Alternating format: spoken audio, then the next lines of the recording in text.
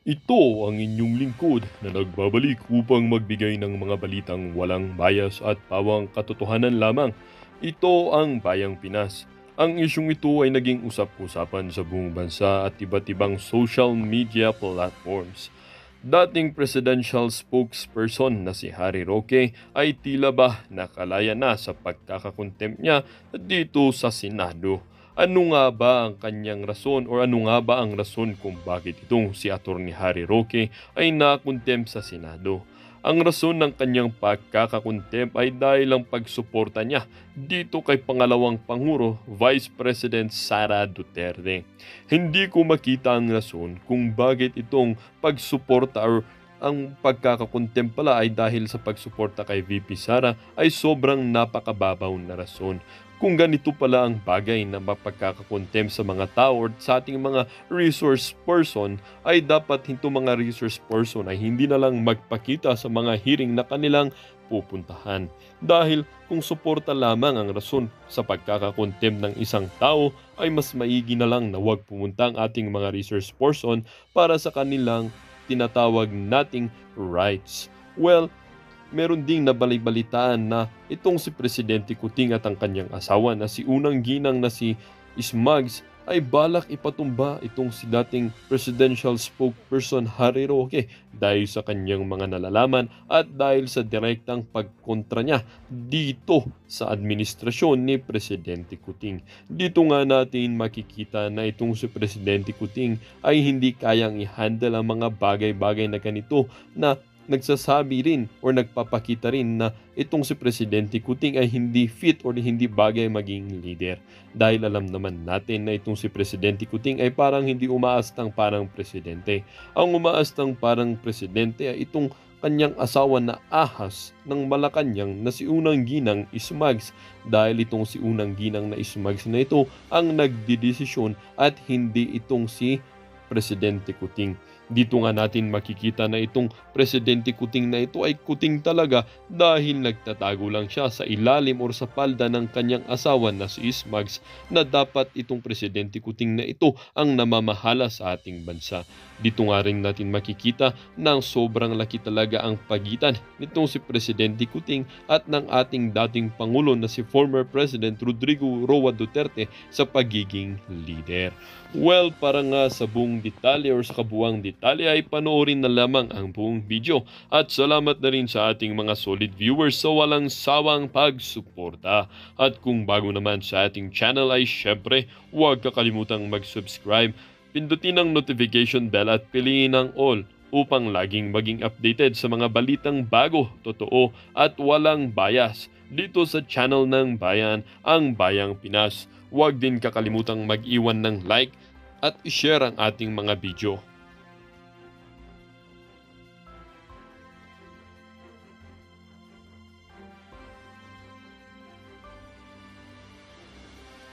Binalita nyo yan, kayo dyan sa Inquirer.net, lagyan nyo ng Chinese drug lords. Okay?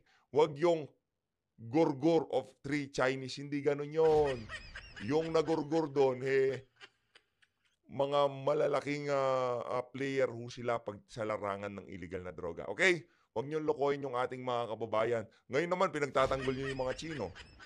Pagdating sa West Philippines, binibira nyo sila. Dahil pabor sa naratibo nyo na ipagtanggol itong mga Chino na to na nakulong dahil sa ipinagbabawal na pulburon, concern naman kayo ngayon. Ano ba talagang gusto nyo mangyari sa bansang to? Kayo dyan sa Inquirer.net. Nakakaloko na ho mga kababayan eh. Pagka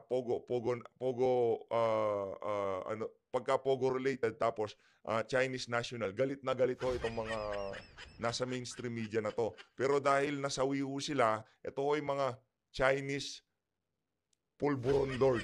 Yun. Mga Chinese pulburon lord ho itong mga to, hindi ho basta-bastang tulak lang, ika nga. Chinese pulburon lord ho yung tatlong nasawi na yan. Pero itong Inquirer.net, dahil nga ho naman kailangan ho nilang alalayan yung naratibo ng House of Representatives, dapat ho nilang, kaya hindi ho nila binanggit yung Chinese pulburon lord. Oh. Commentary ako kayo dyan sa ano na yan. No? Diretso na ho tayo dito kay dating presidential spokesperson na Harry Roque, medyo yung sipon ho natin medyo tumitindi ho, no, mga kababayan. Pagka wala ho tayong upload bukas, muna kayong maghanap sa mga uling video natin. No? Yung mga nasa ano pa naman natin, yung mga kasama natin dito, binabasa ko yung comment. Lumabas na si Spokes. Nagsalita na si Spokes. PH, mag-react ka na. Rest day ho muna tayo bukas, ha? Okay lang. Rest day ho muna tayo bukas. Pero pagka meron na naman nag-comment dito sa baba na to, anong latest, PH? Ito na si Spokes. Ito na. Meron pa ho kasi dito eh. Ito, matindi ho ito mga kababayan. Salons warn Roque, stiffer sanction awaits for any new contemptible act. Diyan sa paglaya ho niya na yan, binalaan na ho siya nitong mga congressman. Alam ho kasi nila na merong nakikinig sa mama. Kuha nyo? Merong nakikinig sa mama, kaya takot na takot ho sila. Parang yung nangyari lang kay Ka Eric at dito kay Dr. Lorraine Badoy. Kung maalala nyo ho, pinipigilan din ho itong si Doc Badoy at itong si Ka Eric na pagkatapos ng hearing, magsasalita sila dyan sa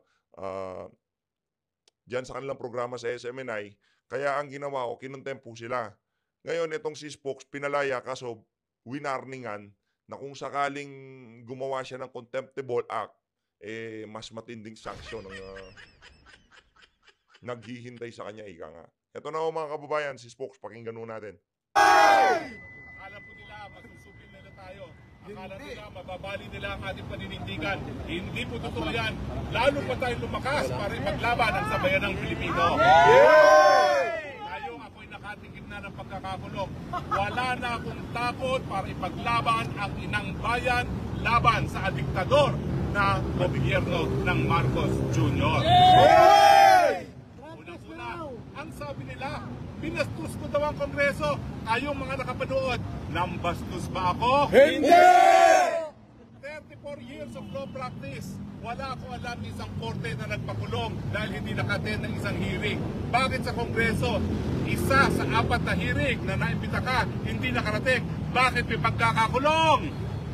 Ang sagot, dahil talagang sinusupil nila ang mga kritiko ng administrasyon nito. Sinusupil nila ang kakampi ng sambayanang Pilipino at hindi lamang ang kakampi ng mga Duterte. Tama! Hindi na po ito laban ng Duterte at Marcos. Ang laban po ngayon ay puwersa ng kadiliman laban sa puwersa ng Kasamaan! kabutihan.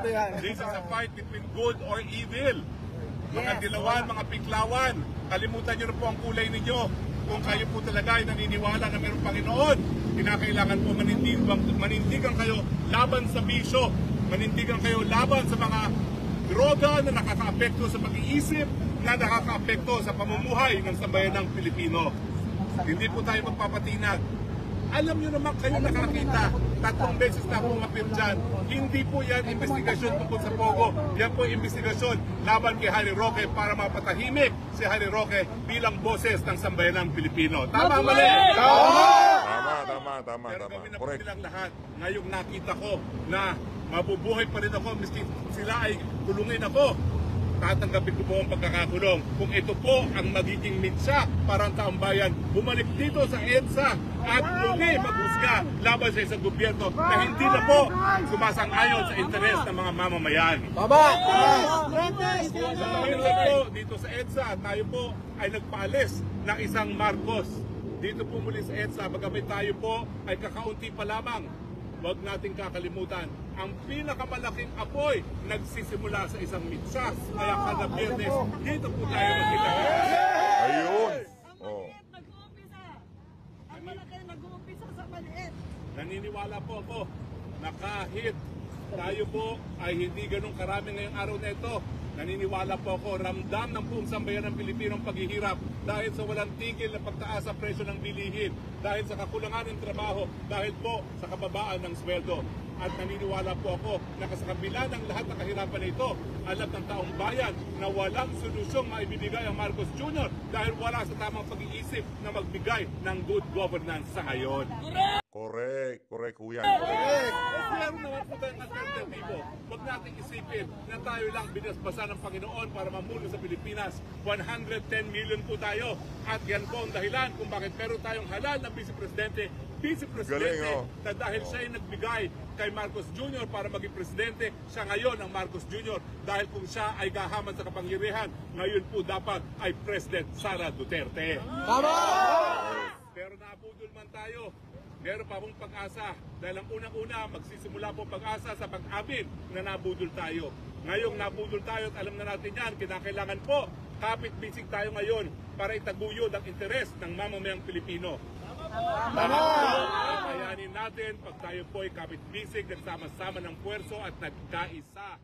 So, mga kababayan, every Friday po hanggang lumaki, hanggang mapuno natin ang EDSA. Yes! Kita tayo dito sa Biyernes dahil hindi naman po pwede na walang gagawin ng mamamayang Pilipino habang palubog ang bansang Pilipinas. Hindi po tayo papayag. At hindi lang po symbolic ang EDSA. Ito po ay kabahagi na ng kasaysayan.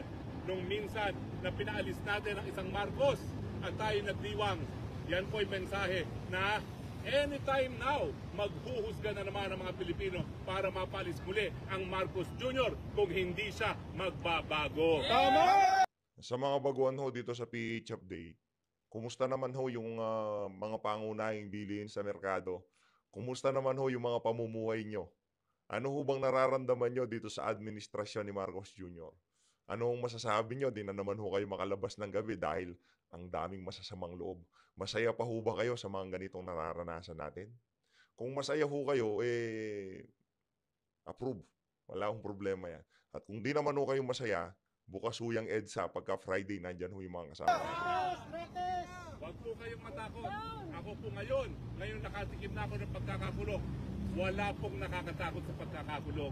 Lalo na kung alam ninyo na kinulong ka dahil sa prinsipyo, kinulong ka dahil ikay nakipaglaban para mas mabuti kinabukasan sa inyong mga anak. Huwag na po natin isipin ang ating mga sarili. Isipin na lang natin ang mga kabataan. Dahil sila po ngayon ang haharap sa isang ekonomiya na walang trabaho at walang pag-asa. Maawa po tayo sa mga kabataan. Tayo pong mga matatanda na, tayo po'y nabuhay na, tayo po'y nakatikim na ng lahat. Pero mga kabataan, kinakailangan po mabigyan sila ng mas mabuting kinabukasan. Kaya dapat manindigan sambayanang Pilipino. Tama! Ang galing ni Spokes. Buhay! Buhay! Laban, mga kapatid! Malungkot po yung nangyari sa akin na kinulong ako sa araw ng birthday ng aking may bahay. Sa unang-unahang pagkakataon ko na hindi ko kapiling ang aking misis sa kanyang birthday. At imbis na kami po ay nagsaya, ang akin po nakahalik sa rehas. Bakit po ako pinahalik sa rehas? Hindi po ako kriminal.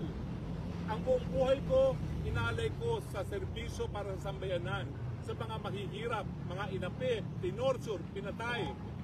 Buong buhay ko, ako po'y nagturo na magkaroon tayo mga responsable, mga abogado na magsisilbi sa bayan at hindi tuturing na negosyo ang abogasya. Ang buong buhay ko po, inalay ko para sa malayang pananalita dahil naniniwala po ako na sa isang demokrasya, importante ang malayang pananalita dahil pag pinagsama-samang panindigan, yan po ang talagang magsisilbing fiscalizer laban sa mapang-api at mapang-abuso ng gobyerno. Bakit ako tinarato na kriminal?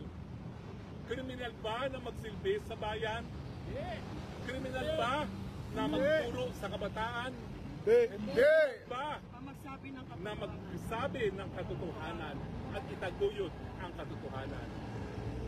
Mga kababayan, pero masasabi ko sa inyo, malungkot man na nawalay ako sa piling ng aking may bahay sa kanyang kaarawan.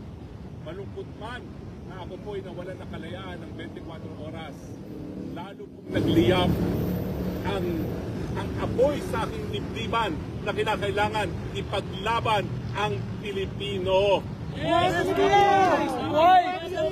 At kahit anong kulay natin, pula, dilaw, pink, huwag nating kalimutan na ang dami ng nag-alay ng buhay para sa sambayanang Pilipino. Ano ba naman yon na magkaroon pa ng isang buhay ialay para sa kinabukasan ng ating mga kabataan? So ang aking panawagan sa mga mapang-api sa gobyerno ni Marcos Jr., miski patayin niyo po ang Harry Roque, hanggang sa huling hininga, ipaglalaban niya ang karapatan ng mamamayang Pilipino, ipaglalaban niya ang kinabukasan ng kabataang Pilipino dahil dalawa pong anak ko na magsisimula pa lang ng kanilang buhay at kinakailangan magkaroon sila ng mabuting kinabukasan. Tama! Mga Pilipino, nandito po mga vloggers, pero nasaan po kayo? Ano pa po inaantay ninyo? Inaantay niyo ba na makawa ang inyong mga kabataan sa bisyo ng pinagbabawal na droga na ngayon ay parang tinatanggap na sa lipunan, lalo na ng alta sosyedad? Tatanggapin nyo na po na ang gobyerno ay palabigasan ng mga namumuno na baliwala na ang serbisyo sa taong bayan. Tatanggapin nyo ba ho na yung aking panukalang batas na nagnanais magbigay ng libreng pagamot at libreng gamot ang universal healthcare? Ngayon po, pinalalapa ang pera ng taong bayan sa mga kurakot sa gobyerno, hindi para sa benepisyo ng mga mahihirap na mga pasyente. Tatanggapin niyo ba ho na mamamatay ang ating kabataang kasundaluhan sa isang gera na walang interes ang Pilipino? Tatanggapin niyo ba ho na mamamatay na lang sa gutom ang maraming Pilipino dahil party sila, droga sila, hayaan mong mamatay ang mga Pilipino? Kailan po kayo lalabas sa bayanang Pilipino? Hindi po ako naniniwala na wala kayong pakialam sa kinabukasan ng kabataan. Alam ko po, nagmamahal kayo. Tuwing Biyernes po narito tayo. Pipigilan nila tayo. Yan po talaga ang gawain na diktadoryang gobyerno. Pero tayo po maninindigan dahil sang-ayon sa batas, sa saligang batas, tayong mga Pilipino, tayong mamamayan, tayo ang may-ari ng EDSA para iparating ang ating disgusto laban sa isang gobyerno na nalulang na sa pinagbabawal na droga. Ayun, tama po! Marami pa pong Biyernes na darating, mga kababayan. Halina po kayo, lumabas na tayo muli dahil kung hindi po tayo maninindigan, baka lahat na po ng kabataan malulong na rin sa pinagbabawal na droga. Dahil ngayon po, pagkat alam na natin na lahat na may bisyo ang presidente, kung hindi tayo maninindigan ang mensahe, okay lang pala maging bangag. Naman! Maging bangag, po kayong pumayag. Kinakailangan manindigan at ipaglaban ang kinabukasan ng Pilipinas. So mga kababayan, tuwing Biyernes po, naririto kami hanggang mapuno natin muli ang EDSA at mabawi muna natin muli ang kapangyarihan mula sa kamay ng diktatura, maibalik sa kamay ng sambayanang Pilipino. Tama! Alam ko po, hindi mangyayari yan ng isang gabi lamang. Alam ko po, maraming mag-alinlangan, maraming natatakot, maraming nagmumuni-muni kung ano pang dapat na gawin. Pero ngayon po, tama, may teknolohiya na. Nakikita nyo ako, mas maraming nakakakita ngayon dito sa ating mga sinasabi kesa mga narito sa EDSA. Pero hindi po sapat na manood sa social media. Kinakailangan manindigan, kinakailangan lumabas, kinakailangan tumayo dito sa EDSA at magsabi, tama na, sobra na, tama na, sobra na, tama na, sobra na. Alisin ang bangag sa Malacanang! Alisin! Alisin! Alisin ang bangag sa Malacanang! Alisin! Alisin ang bangag sa Malacanang! Alisin! Alam ko po, maraming nalulungkot sa inyo. Dahil tayo po ay napudol. Napudol din po ako. Umakyat pa ako sa kanyang nagtablado at nagsabi, Marcos Duterte, Unity Team. Pero ang pagkakamali po ay dahil tayo ay tao lamang. Malay ba natin na lulustayin ng Marcos Jr. ang pagkakataon na ituwid ang imahe ng kanyang pangalan? Malay ba natin na talagang siya ay merong bisyo na nagre-resulta sa kakulangan ng tamang pag-iisip para masolusyonan ang mga problema ng bayan? Hindi po natin alam yan. So matapos tayong malungkot at tayo nabudol, kinakailangan bumangon muli, alisin ang putik dahil sa ating pagkarapa at lumaban muli. Dahil kung hindi po, hindi tayo makakausad, hindi tayo makakarating sa nais nating patunguhan ang Pilipinas na malakas, masigla, masaya at mayaman, taas noo lahat ng Pilipino. Pero bagamat tayo po ngayon ay narito lang sa tawag ba rito? Footbridge at overpass. Pinagbawal na tayo. Pinagbabawal po doon. Tayo. Pag marami na po tayo, hindi po tayo po pwedeng pagbawalan dahil tayo ang may-ari ng mga kalye, lalong-lalo na ang EDSA. Tama po! Hindi nila po pwedeng ipagkait ang EDSA sa atin dahil ang EDSA dito po nangyari ang hagupit ng taong bayan laban sa mga mapang-api at mapaglabis na gobyerno. Katulad ngayon, sir. Katulad ngayon. Sa mga kaibigan, marami pa pong Biyernes na darating. Yes! Pero sana po, lumabas na kayo sa mga susunod na Biyernes dahil marami na po tayo Labas na, makasamang no? ginugurgor. Ako po, ang aking pagkakakulong, panimula ng aking gurgor. Pero gawin na po nila ang lahat ng gawin. Hindi po ako magpapatinag. Dahil ako po, nagpapasalamat na ako sa may kapal. Binigyan na po ako ng 58 taon ng ating Panginoon. Kung kinakailangan, ialay ko na ang buhay ngayon para sa ilang bayan. Gagawin ko po yan with absolutely no regrets. Naku po, may kinakabahan yan sa House of Representative. Sa tingin nyo natin, makikipagsabayan na talaga tong si Spokes. Kaya nga po, alam kong marami pang mga dugong bayani sa atin. Ang kinakailangan lang po, magkaroon ng lakas ng loob para manindigan, tumayo muli sa EDSA at ibalik ang gobyerno sa kamay ng diktatura at sa kamay ng mamamayang Pilipino. Yes! Yes po! Mga kaibigan, ha? Hindi po tayo magtatapos ngayong gabi lamang. Dahil ang EDSA po, kaya tayo'y narito, hindi. Yan po ay kabahagi ng buhay na kasaysayan ng Pilipinas. Habang naroriyan ang memorya ng EDSA, hindi po mamamatay ang apoy, ang mitsa ng kagustuhan ng Pilipino na mabalik ang tunay na demokrasya at responsableng pamamahala sa Malacanang ng Basambayan ng Pilipinas. Sir, kamusta po ang experience niyo, sir, sa loob? Kayo ba inaayos? Kamusta ang kanilang pagtrato sa inyo, sir, habang kayo ay na-contempt sa loob ng House of Representatives? Hindi po ako po pwede maging maligaya dahil nawalay po ako sa piling ng misis ko sa kanyang araw ng kaarawan. Pero ngayon po, bago po punta rito, nakapagdiwang din po kami ng simpleng pagdiriwang at alam naman niya po na sa mulat mula, bata pa po kami. Pareho naman kabahagi na ng aming buhay ang pagsakripisyo at paninilbihan para sa ilang bayan. Huwag po kayong maniwala na ako'y napuntip dahil ako'y nagsinungaling. Uulitin ko po, 34 years of practice, wala pong alam hukumang na nagpakulong dahil hindi nakaten sa isang hearing. Nakikita niyo po na ang hearing na yan, ako po ang linilitis. Hindi po yan para bumuo ng batas. Ang tinatanong nila ngayon, meron ba akong unexplained bill? Bakit? Yan ba ang in aid of legislation nila laban sa Pogo? Ang tanging tanong, may kinalaman ba ako sa Pogo? Ang sagot, wala. Bagaman pilit nila akong dinadawit sa Pogo dahil ang sinasabi nila si Presidente Duterte daw ang dahilan kaya umusbong ang Pogo.